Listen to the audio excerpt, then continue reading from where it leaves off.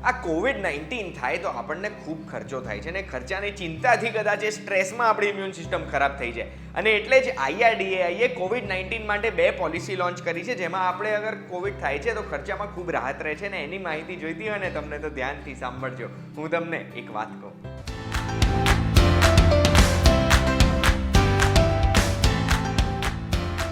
એક વાત કહું, આપનું સ્વાગત છે. મારું નામ છે ગુંજ ઠક્કર. હવે IRDAI એટલે insurance regulatory and development authority of ઇન્ડિયાએ આપણા દેશમાં દરેક ઇન્સ્યોરન્સ કંપનીને કીધું હતું કે 10મી જુલાઈથી આ 2 પ્રકારની કોવિડ સ્પેશિયલ પોલિસી લોન્ચ કરજો.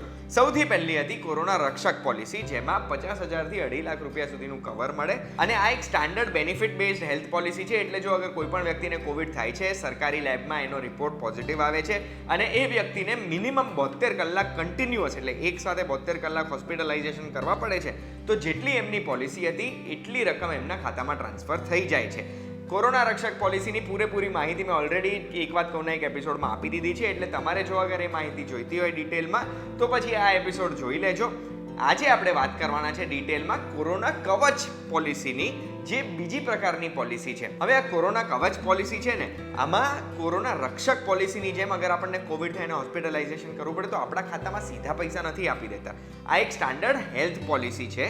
આ હેલ્થ પોલિસીમાં આપણે જેટલો ખર્ચો થાય છે કોઈ પણ બીમારીને લઈને, એટલે આ કોવિડ સ્પેશિયલ છે તો કોવિડને લઈને, એ બધો ખર્ચો આપણને રીઇમ્બર્સ કરે છે કે પછી આમાં કેશલેસ સુવિધા પણ ઉપલબ્ધ હોય છે. અલગ અલગ કંપનીઓના પ્રોડક્ટમાં અલગ અલગ માહિતી હશે. એટલે તમે આ મારી જોડેથી માહિતી જાણ્યા પછી તમારા એજન્ટને ફોન કરીને તમે તમારી ગમતી કંપની જોડેથી બધી માહિતી લઈ લેજો. હવે આ કોવિડ કવચ પોલિસી છે, કોરોના કવચ પોલિસી, એ 50,000થી 5 લાખ રૂપિયા સુધીનું કવર કરે છે અને આનો પીરિયડ કેટલો હોય છે તો 3.5 મહિના, 6.5 મહિના અને 9.5 મહિના, આવી 3 અલગ અલગ ટાઈપની તમે 3 અલગ અલગ પીરિયડ માટેની પોલિસી લઈ શકો છો. IRDAIના ગાઈડલાઇન્સ મુજબ 18 વર્ષથી લઈને 65 વર્ષના વ્યક્તિ આ પોલિસી લઈ શકવા જોઈએ, પણ દરેક કંપની અલગ અલગ નક્કી કરી શકે છે કે 18થી નાના વ્યક્તિ માટે બી એ ડિઝાઇન કરી શકે અને 65થી વધુ ઉંમરના વ્યક્તિ માટે પણ એ આ પોલિસી ડિઝાઇન કરી શકે છે. કોરોના કવચ પોલિસીમાં એક સ્ટાન્ડર્ડ મેન્ડેટરી બેઝ કવર હોય છે અને એક ઓપ્શનલ કવર હોય છે.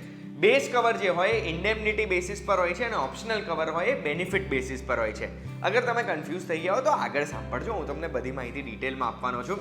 હવે આપણે સૌથી પહેલા વાત કરીએ કે કોરોના કવચ પોલિસીના બેઝ કવરમાં કઈ કઈ વસ્તુઓ કવર્ડ હોય છે. તો એમાં સૌથી પહેલા તો હોસ્પિટલાઇઝેશન એક્સપેન્સીસ કવર્ડ હોય છે, પણ મિનિમમ 24 કલાક એટલે એક દિવસ માટે હોસ્પિટલાઇઝેશન થયું હોય તો જ તમે હોસ્પિટલાઇઝેશન કવર, હોસ્પિટલાઇઝેશન એક્સપેન્સીસ રીઇમ્બર્સ કરાવી શકો છો. એટલે આ નોર્મલ જે હેલ્થ ઇન્સ્યોરન્સ હોય છે, આ બસ આ એ પ્રકારનું જ છે કે 24 કલાક હોસ્પિટલમાં રહેવું પડે તો તમને ખર્ચા પાછા મળે. કયા કયા ખર્ચા પાછા મળે? તો સૌથી પહેલા તો એમ્બ્યુલન્સમાં લાવવા લઈ જવાના ખર્ચા થયા હોય પર હોસ્પિટલાઇઝેશન, એટલે એક વખત હોસ્પિટલ જવાના મેક્સિમમ 2,000 રૂપિયા તમને એમ્બ્યુલન્સના પાછા મળી શકે. એટલે જો અગર તમારે વધારે ખર્ચો થાય છે તો 2,000 સુધીનો જ ખર્ચો બાદ મળશે. પછી તમે હોસ્પિટલમાં દાખલ થાવ છો તો એમાં ICU બધા જ ખર્ચા આવી ગયા. ICU, ICCU, વેન્ટિલેટર અગર જો તમને યુઝ કરવું પડે, ના કરે ઉપરવાળા, પણ અગર કરવું પડે છે તો વેન્ટિલેટરના ખર્ચા બી આવી ગયા, કારણ કે એ ખૂબ વધારે હોય છે. PPE kit, gloves, mask, nursing room, boarding, આ બધા ખર્ચા તમને આ પોલિસીમાં બાદ મળી શકે છે. પછી આ કોવિડ-19 કોરોના કવચ પોલિસીમાં સૌથી સરસ વસ્તુ છે કે જો અગર આપણે હોમ કેર કરવું પડે છે, એટલે કોઈ પણ વ્યક્તિને ઘરે આઇસોલેટ થવાનું અગર સલાહ આપે છે તો એવા સંજોગોમાં પણ તમને ખર્ચા બાદ મળી શકે છે. કયા ખર્ચા છે હું કહું એ પહેલાં હું તમને કહી દઉં કયા કયા નિયમોનું પાલન કરવું પડે. સૌથી પહેલાં તો તમારો કોવિડ પોઝિટિવ રિપોર્ટ આવે છે તો એના પછી કોઈ મેડિકલ પ્રેક્ટિશનર, એટલે તમારા જે પણ ટ્રીટમેન્ટવાળા ડૉક્ટર છે એમની એડવાઇસ હોવી જોઈએ રિટર્નમાં કે તમે ઘરે આઇસોલેટ થઈ જાઓ. તમે ઘરે આઇસોલેટ થાવ છો એના પછી કન્ટિન્યુઅસ ટ્રીટમેન્ટ એમણે તમને આપી છે એનું પ્રૂફ હોવું જોઈએ. તમે આઇસોલેટ થાવ છો તો એના પછી તમારા જેટલા બી ચાર્ટ છે, તમારો ફીવરનો ચાર્ટ છે, તમારો ઓક્સિમીટરનો ચાર્ટ છે, ઓક્સિજન લેવલનો ચાર્ટ છે, જેટલા બી ચાર્ટ મેન્ટેન કરો છો તમે, એ દરેક ચાર્ટ સાઇન્ડ બાય ડોક્ટર, એટલે તમને જે પણ ડોક્ટર ટ્રીટ કરી રહ્યા છે એમની સહીવાળા ચાર્ટ હોવા જોઈએ. હોમ કેર ટ્રીટમેન્ટના બી આપણે ખર્ચા બાદ લેવા હોય તો એમાં કેશલેસની સુવિધા પણ ઉપલબ્ધ હશે. અને એટલું જ નહીં, હવે જો અગર આમાં કોઈ પણ ઇન્સ્યોરન્સ કંપની હોય ને એમના નેટવર્ક હોસ્પિટલ્સ હોય છે કે તમને આટલા હોસ્પિટલમાં જ આ પોલિસીને માન્ય રાખવામાં આવશે. પણ આમાં અગર કોઈ નોન નેટવર્ક એટલે તમારા કોઈ પણ પ્રાઇવેટ ડૉક્ટર છે જેમની સલાહ સૂચન તમે લો છો ને એ જ તમારા ટ્રીટિંગ ડૉક્ટર છે, તો એમનું અપ્રુવલ પણ તમે તમારી ઇન્સ્યોરન્સ કંપની જોડેથી લઈ શકો.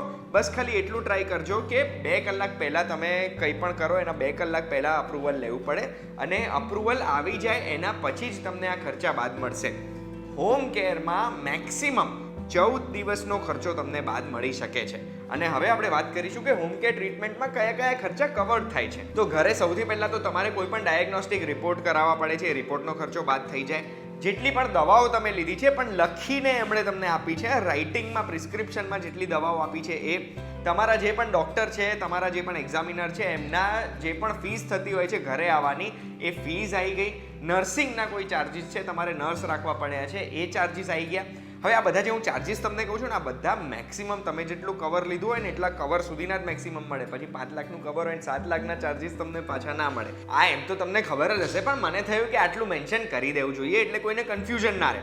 પછી કોઈ પણ મેડિસિનલ પ્રોસિજર કરવા પડે છે હોમ કેરમાં, એના બી પૈસા તમને પાછા આ પોલિસીમાં કવર થઈ જશે. અને એટલું જ નહીં, તમારે ઓક્સીમીટર લેવું પડે છે, ઓક્સિજન સિલિન્ડર લેવું પડે છે કે નેબ્યુલાઇઝર ઘરે લેવું પડે છે, એના ખર્ચા પણ આમાં ઇન્ક્લુડેડ છે. પછી આયુષ મંત્રાલય દ્વારા ગાઈડલાઇન્સમાં આયુષમાં તમે કોઈ પણ ટ્રીટમેન્ટ કરાવો છો એના ખર્ચા પણ તમને બાદ મળી જાય છે. આમાં બી મેક્સિમમ લિમિટનું ધ્યાન રાખવાનું કે તમારી પોલિસીની રકમ છે એટલી જ તમને મેક્સિમમ મળી શકશે. હવે કોઈ પણ વ્યક્તિને કોમોર્બિડ કન્ડિશન છે, એટલે કોઈ ઓલરેડી એ વ્યક્તિને રોગ છે, બીમારી છે, જેમ કે હૃદય રોગ હોય, બીપીની તકલીફ હોય, કિડનીમાં તકલીફ હોય, કેન્સર હોય, એવા સંજોગોમાં કોવિડના લીધે આ બીમારીમાં પણ જો એમને કોઈ પણ અસર થાય છે ને એની ટ્રીટમેન્ટ કરાવવી પડે ને, તો એના ખર્ચા પણ આ કોવિડ કવચમાં ઇન્ક્લુડેડ છે, કોરોના કવચ પોલિસીમાં. પણ ફરીથી કહી દઉં, જેટલી મેક્સિમમ તમારી પોલિસીનું કવર છે એટલું જ કવર્ડ હશે હોય, એટલે એટલું તમારે ધ્યાન રાખવાનું. પછી કોવિડ કવચમાં જે બેઝ મેન્ડેટરી કવર હોય, એટલે દરેક વ્યક્તિને જે કવર મળે ને, એમાં તમારે હોસ્પિટલાઇઝેશનની પહેલાં માની લો 15 દિવસ આ ડાયગ્નોસ્ટિકમાં કોવિડ છે કે નહીં એ ખબર પડવામાં જે ખર્ચો થયો હોય, દવાઓમાં, ડૉક્ટરોમાં, રિપોર્ટ કરાવવામાં, તો હોસ્પિટલાઇઝેશનના 15 દિવસ પહેલાંનો ખર્ચો પણ તમને ઇન્ક્લુડેડ છે. હોસ્પિટલાઇઝેશન પછી એટલે તમને રજા મળી જાય છે દવાખાનેથી, એના પછી 30 દિવસ સુધી તમને કોઈ પણ દવાનો કે રિપોર્ટનો ખર્ચો થાય છે, એ પણ આ કોરોના કવચ પોલિસીમાં ઇન્ક્લુડેડ છે. એટલે અત્યાર સુધી આપણે જોવા જઈએ ને તો આ પોલિસી એકદમ જોરદાર પ્રોડક્ટ બનાવી છે કોવિડના ખર્ચાની ચિંતા આપણા મગજમાંથી દૂર કરવા માટે. હવે આ બધી વસ્તુ બેઝ મેન્ડેટરી કવરમાં આવી ગઈ. હવે હું તમને ઓપ્શનલ કવરની વાત કરીશ. ઓપ્શનલ કવર છે, આ બેનિફિટ બેસિસ પર છે, એનું કદાચ પ્રીમિયમ વધારે પણ હોઈ શકે, એ તમે તમારા એજન્ટને પૂછજો. પણ ઓપ્શનલ કવરમાં તમને શું મળવા પાત્ર રહે છે, તો અગર જો તમને હોસ્પિટલાઇઝેશન થાય છે, તમને દવાખાને રાખવા પડે છે, તો તમારી પોલિસીમાં જેટલું કવર છે એ કવરનો અડધો ટકો, એટલે માની લો તમે અગર 1 લાખ રૂપિયાની પોલિસી લીધી છે તો રોજના 500 રૂપિયા તમને મળવા પાત્ર રહે છે. આ અડધો ટકો ફાયદો જે તમને મળવા પાત્ર રહે છે એ તમે હોસ્પિટલ જેટલા દિવસો માટે છો એટલા માટે જ રહેશે, અને મેક્સિમમ 15 દિવસ માટે જ મળી શકે છે. પણ આ પૈસા તમને મળશે તો કદાચ તમારે ટ્રીટમેન્ટમાં ફાયદો થઈ શકે એમ છે. પછી આ પોલિસી એક ફેમિલી ફ્લોટર બેસિસ પર પણ લઈ શકાય છે, એટલે આખા પરિવારની એકસાથે લઈએ તો પરિવારમાંથી કોઈને પણ જો કોવિડ થાય છે તો એમને કવર મળી જાય. તો આ ફેમિલીની પરિભાષામાં એક ઓફિશિયલ વ્યક્તિ હોય જેના નામે આ પોલિસી હોય, એ વ્યક્તિ સાથે કાયદાકીય રીતે પરણિત જે પણ સ્ત્રી કે પુરુષ હોય એને ઇન્ક્લુડ કરી શકાય. એમના જેટલા બી માઇનર ચિલ્ડ્રન છે, 25 વર્ષથી નાની ઉંમરના બી ચિલ્ડ્રન છે જે પોતે કંઈ કમાતા નથી, એમને પણ ઇન્ક્લુડ કરી શકાય. પોતાના માતા પિતા અને સાસુ સસરાને પણ ઇન્ક્લુડ કરી શકાય છે એમાં. પછી આ કોરોના કવચ પોલિસીમાં એક સારી વસ્તુ એ છે કે હેલ્થ વર્કર્સને 5% ડિસ્કાઉન્ટ આપવામાં આવશે પ્રીમિયમમાં. હવે આ પોલિસીનું પ્રીમિયમ કેટલું, તો પ્રીમિયમ છે ને અલગ અલગ પોલિસીમાં આપણે જોઈએ તો 750 રૂપિયાથી લઈને 7,500થી લઈને 8,000 સુધીનું પ્રીમિયમ હોય છે. તમે કઈ કંપની જોડેથી પોલિસી કરાવો છો, કેટલા સમય માટે કરાવો છો, 3.5, 6.5 કે 9.5 મહિના માટે, અને તમારી ઉંમર શું છે, આ 3 વસ્તુને લઈને આનું પ્રીમિયમ તમને અલગ અલગ આવી શકે છે. એટલે એ તમે તમારા એજન્ટને પૂછજો, 3 અલગ કંપનીની પોલિસી ચકાસજો, ત્રણેયના ટર્મ્સ વાંચજો અને પછી તમે આ પોલિસી લેજો. IRDAIની વેબસાઇટમાં આપણે જોઈએ ને તો વેઇટિંગ પીરિયડ નથી લખ્યો. વેઇટિંગ પીરિયડ શું હોય કે તમે કોઈ બી પોલિસી લો છો એના પછી વેઇટિંગ પીરિયડના દોરાન જો અગર તમને બીમારી થાય ને તો એ પોલિસી તમારી પાસ ના થઈ શકે. પણ કોરોના રક્ષક પોલિસીમાં 15 દિવસનો વેઇટિંગ પીરિયડ લખ્યો છે. એટલે કોરોના રક્ષક અગર તમે લીધી છે એના 15 દિવસ પછી કોવિડ થાય તો જ તમને એ પોલિસીનો ફાયદો મળી શકે છે. બસ એવી રીતે આપણે એવું માની લઈએ કે આમાં 15 દિવસનો વેઇટિંગ પીરિયડ હોઈ શકે છે કોરોના કવચ પોલિસીમાં. પણ આ વેઇટિંગ પીરિયડ બી તમે તમારા એજન્ટને જરૂરથી પૂછજો. આશા રાખું છું કોરોના કવચ પોલિસીની પૂરેપૂરી માહિતી તમને મળી ગઈ હશે. કોરોના રક્ષકની પણ મેં આપી દીધી છે. અગર એ તમને ડિટેલમાં ફરીથી જોઈ છે તો નીચે ડિસ્ક્રિપ્શનમાં લિંક છે, એ લિંક ઉપર ક્લિક કરજો. આ એપિસોડ તમને ગમ્યો છે અને તમને આ માહિતી એવી લાગે છે કે આ બધાની સાથે શેર કરવી જોઈએ તો શેર જરૂર કરજો. કાં તો આ વિડીયો શેર કરજો, એક વાત કહું, કાં તો તમે વાત કરીને શેર કરજો. યાર, આપણે તો માહિતી પહોંચાડવી છે બધા સુધી. અને હા, VTV ગુજરાતીનું એપ ડાઉનલોડ કરી દેજો તો બધા જ ન્યૂઝ તમને ટાઈમસર ફટાફટ મળી જાય. અને એક વાત કહું, બધા એપિસોડ્સ પણ તમે એમાં જોઈ શકશો.